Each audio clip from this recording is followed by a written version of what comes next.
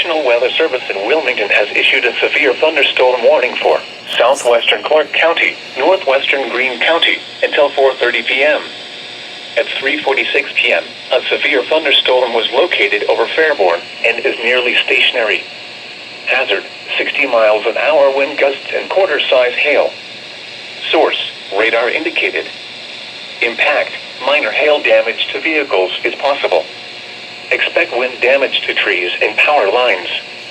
Locations impacted include Beaver Creek, Fairborn, Xenia, Yellow Springs, Wright-Patterson Air Force Base, Cedarville, Enon, Wilberforce, Clifton, Springfield Municipal Airport, Houston, Holiday Valley, John Bryan State Park, Old Town, Trevine and Green Meadows.